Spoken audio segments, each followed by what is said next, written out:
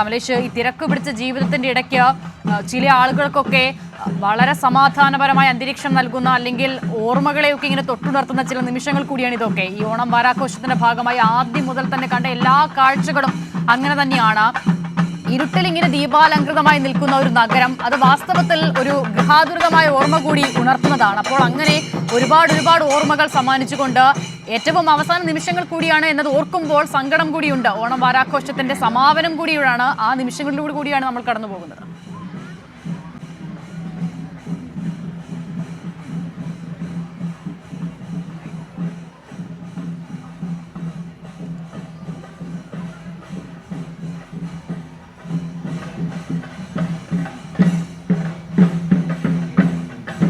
ഓണം വാരാഘോഷത്തിന് സമാപനം കുറിച്ചുള്ള സാംസ്കാരിക ഘോഷയാത്ര ഇപ്പോൾ തിരുവനന്തപുരം നഗരത്തിലൂടെ, തലസ്ഥാനത്തിലൂടെ കടന്നുപോകുന്നു. മാനവീയം വീഥി മുതൽ കിഴക്കേ കോട്ട വരെയാണ് ഈ ഘോഷയാത്ര ക്രമീകരിച്ചിരിക്കുന്നത്. ഇതിന്റെ ഭാഗമായി 1000-ലധികം കലാകാരന്മാർ അണിനിരക്കുന്നു. വിവിധ കലാരൂപങ്ങൾ, കേരളത്തിന്റെ തനിമ, അതിനോടൊപ്പം തന്നെ ഇന്ത്യയുടെ ഈ രാജ്യത്തിന്റെ സാംസ്കാരിക പാരമ്പര്യം, തനിമ ഒക്കെയും വിളിച്ചോതുന്ന കലാരൂപങ്ങൾ ഒക്കെയും അവതരിപ്പിക്കപ്പെടുന്നു. അതിനോടൊപ്പം തന്നെ സർക്കാരിന്റെ വിവിധ വകുപ്പുകളുടെ നിശ്ചല ദൃശ്യങ്ങൾ കൂടി അവതരിപ്പിക്കുന്നു. അത് ജനങ്ങളോട് അവർ നൽകിയ സേവനങ്ങളെ കുറിച്ച് കൂടി സംവദിക്കുകയാണ്. കമലേഷിലേക്ക് പോകാം. കമലേഷ്, ഞാൻ അല്പം മുമ്പ് പറഞ്ഞത് വാസ്തവത്തിൽ ഓരോ കാഴ്ചകളും ഓരോ ഓർമ്മകളാണ്, ഓരോ അനുഭവങ്ങളാണ്. അതാണ് ഇതിന്റെയൊക്കെ പ്രത്യേകത എന്നതുകൂടി. മുൻപ് നമ്മൾ പറഞ്ഞതുപോലെ എല്ലാ തവണയും നമ്മൾ ലൈറ്റുകൾ കാണുന്നതാണ്, ദീപാലങ്കാരങ്ങൾ കാണുന്നതാണ്, ഇത്തരം ഘോഷയാത്രകൾ കാണുന്നതാണ്. പക്ഷെ ഓരോന്നും പുതിയ അനുഭവം ഓരോ തവണയും സമ്മാനിക്കും. ആ നിലയിൽ നമ്മൾ ആലോചിക്കുമ്പോൾ ഒരാഴ്ചയായി, ഏകദേശം 10 ദിവസമായി നീണ്ടു നിന്ന ഒരു ആഘോഷകാലത്തിന്റെ അവസാനത്തെ നിമിഷങ്ങൾ കൂടിയാണ് ഇത്.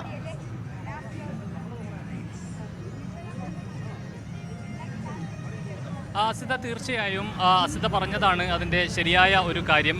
ഓരോ കാഴ്ചകളും ഓരോ ഓർമ്മകൾ തന്നെയാണ്. നാളുകളിലൊക്കെ നമ്മളെ ഓരോ സ്ഥലങ്ങളെയും ഓരോ നിമിഷങ്ങളെയും അടയാളപ്പെടുത്തുന്നത് ആ സമയത്തെ കാഴ്ചകൾ തന്നെയാണ്. ഇന്നിനെ അടയാളപ്പെടുത്തുന്നത്, തലസ്ഥാന നഗരിയിലെ ഈ ഓണം വാരാഘോഷത്തെ അടയാളപ്പെടുത്തുന്ന സ്വാഭാവികമായും നമുക്ക് ചുറ്റും കാണാൻ കഴിയുന്ന ഈ വർണ്ണശബളമായ കാഴ്ചകൾ തന്നെയാണ്. ആ കാഴ്ചകൾ കൊണ്ട് തന്നെയാണ് ഇന്നിനെ അടയാളപ്പെടുത്തുക സ്വാഭാവികമായും.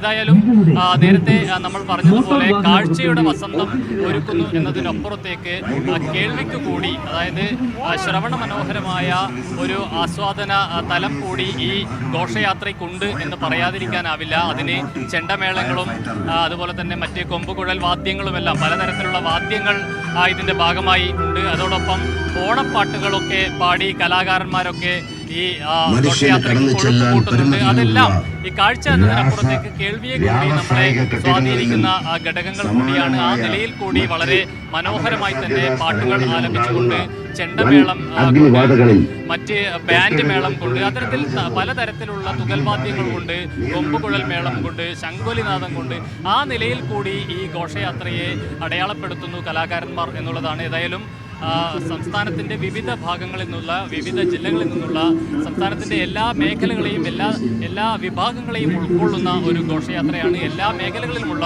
കലാകാരന്മാർ ഈ ഘോഷയാത്രയുടെ ഭാഗമാകുന്നു എന്നതാണ് സവിശേഷത. നമ്മൾ നേരത്തെ ഞാൻ സൂചിപ്പിച്ചതുപോലെ തന്നെ ഏറ്റവും പുതിയ, അതായത് നേരത്തെ അസിത കൂടി സൂചിപ്പിച്ചൊരു കാര്യമുണ്ട്, ഈ ഡെസ്റ്റിനേഷൻ വെഡിങ് അടക്കമുള്ള കാര്യങ്ങൾ. അത് ഏറ്റവും പുതിയ ആശയങ്ങളാണ് സംസ്ഥാന സർക്കാരിനെ സംബന്ധിച്ച്, ഈ വിവാഹ മേഖലയെ സംബന്ധിച്ചൊക്കെ, ടൂറിസം മേഖലയെ സംബന്ധിച്ചൊക്കെ. പക്ഷേ അതുകൂടി ഈ ഘോഷയാത്രയുടെ ഭാഗമാകുന്നു. ഏറ്റവും പൗരാണികമായ കലാരൂപങ്ങൾ ഈ ഘോഷയാത്രയുടെ ഭാഗമാകുന്നു. അതോടൊപ്പം ഞാൻ നേരത്തെ സൂചിപ്പിച്ചതുപോലെ തന്നെ ശരീരം വളരെ മനോഹരമായി സൂക്ഷിക്കുന്ന യുവാക്കളായിട്ടുള്ള കുട്ടികൾ ലഹരിക്കപ്പുറത്തേക്ക് മനസ്സിനെയും ശരീരത്തെയും സ്നേഹിക്കാൻ ആഹ്വാനം ചെയ്തുകൊണ്ടുള്ള ശരീര പ്രദർശനം കൂടി ഇതിൻ്റെ ഭാഗമാകുന്നു. അതോടൊപ്പം ട്രാൻസ്ജെൻഡർ വിഭാഗത്തിൽപ്പെടുന്ന ആളുകളുടെ നൃത്യങ്ങളെല്ലാം ഈ ഘോഷയാത്രയുടെ ഭാഗമാകുന്നു. അവരെ കൂടി ചേർത്ത് പിടിക്കുന്നു ഈ ഘോഷയാത്ര എന്നുള്ളതാണ്. അത് ഞാൻ പറയാൻ ഉദ്ദേശിച്ചത്, സമൂഹത്തിൻ്റെ നാനാ തുറകളിലുമുള്ള ആളുകളെ, എല്ലാ വിഭാഗങ്ങളിലുമുള്ള ആളുകളെ ചേർത്ത് പിടിക്കുന്ന ഒരു സമഗ്രമായ ഒരു കലാ ഉത്സവമായി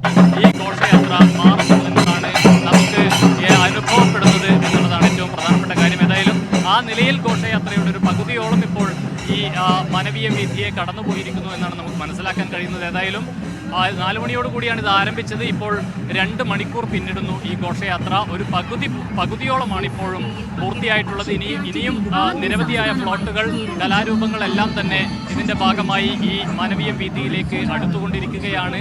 അതോടൊപ്പം ഏതാണ്ട് ഈ മാനവീയ വീതിയിലേക്ക് ഈ ഘോഷയാത്രയുടെ പൂർണ്ണമായ ഒരു രൂപം കടന്ന് എത്തിയിരിക്കുന്നു എന്നാണ് നമുക്ക് മനസ്സിലാക്കാൻ കഴിയുന്നത്. ആ നിലയിൽ ആളുകളെല്ലാം തന്നെ അത് ആസ്വദിക്കുന്നു എന്നുള്ളതാണ്.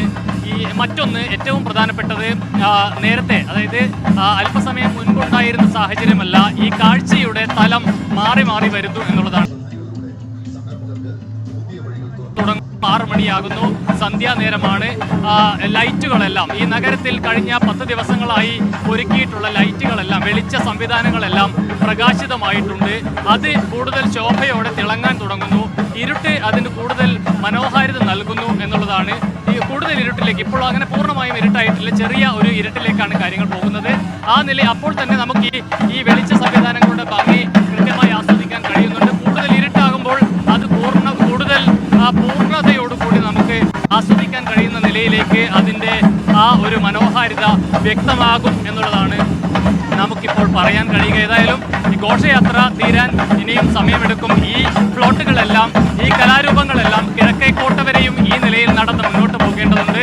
ആ നിലയിൽ ഘോഷയാത്ര അവിടെ എത്തിച്ചേരാൻ, അതിൻ്റെ പരിസമാപ്തിയിലേക്ക് പോകാൻ ഇനിയും മണിക്കൂറുകൾ തന്നെ എടുക്കുമെന്ന കാര്യത്തിൽ തർക്കമില്ല. അപ്പോഴേക്കും ഇരുട്ട് പടരാൻ തുടങ്ങും. ഈ വെളിച്ച സംവിധാനങ്ങളെല്ലാം കൂടുതൽ ശോഭയോടുകൂടി തിളങ്ങാൻ തുടങ്ങും. ആ കാഴ്ചകൾ കൂടി ഈ പാതയ്ക്ക് ഇരുവശവും ചേർന്ന് നിൽക്കുന്ന വൻ ജനാവലിക്ക്, ഈ ആപാലവൃദ്ധം ജനങ്ങൾക്കും ആസ്വദിക്കാൻ കഴിയുന്ന സാഹചര്യമുണ്ടാവും. നേരത്തെ 4 മണിക്ക് ആരംഭിച്ചതുപോലെയല്ല, ഓരോ മണിക്കൂർ കഴിയുമ്പോഴും ഈ ആസ്വാദനത്തിന്റെ തലം മാറി വരുന്നു. ഈ പ്രകാശത്തിന്റെ മനോഹാരിത കൂടി വരുന്നു എന്നുള്ളതാണ്. ഏതായാലും ഈ പ്ലോട്ടുകളെല്ലാം നമ്മുടെ ദൃശ്യങ്ങളിൽ കാണുന്ന ഈ ദൃശ്യങ്ങൾ കാണിക്കുന്നത് പോലെ തന്നെ ഈ കുട്ടികൾ ഉൾപ്പെടെയുള്ള ആളുകൾ, വൃദ്ധരായിട്ടുള്ള ആളുകൾ, കുടുംബങ്ങളാണ് കൂടുതലായും ഇവിടെ വന്ന് നിൽക്കുന്നത് എന്നുള്ളതാണ്. അതോടൊപ്പം ഇതിപ്പോൾ കനകക്കുന്നിൻ്റെ ഭാഗത്തേക്ക് ഏതാണ്ട് ഇതിൻ്റെ അവസാന ഭാഗം എത്തിക്കഴിഞ്ഞിരിക്കുന്നു. കനകക്കുന്നിലെ വെളിച്ച സംവിധാനങ്ങൾ മറ്റിടങ്ങളിലേതുപോലെയല്ല, കൂടുതൽ മനോഹരമാണ്. ഈ വെളിച്ചവും മറ്റു കാര്യങ്ങളുമൊക്കെ. അതിൻ്റെ ഈ കമാനങ്ങളെല്ലാം നമുക്കിപ്പോൾ ദൂരെ നിന്ന് ചെറിയ തോതിൽ നമുക്ക് കാണാൻ കഴിയും. ഈ കനകക്കുന്നിൽ ഒരുക്കിയിട്ടുള്ള ശബ്ദ വെളിച്ച സംവിധാനങ്ങളെല്ലാം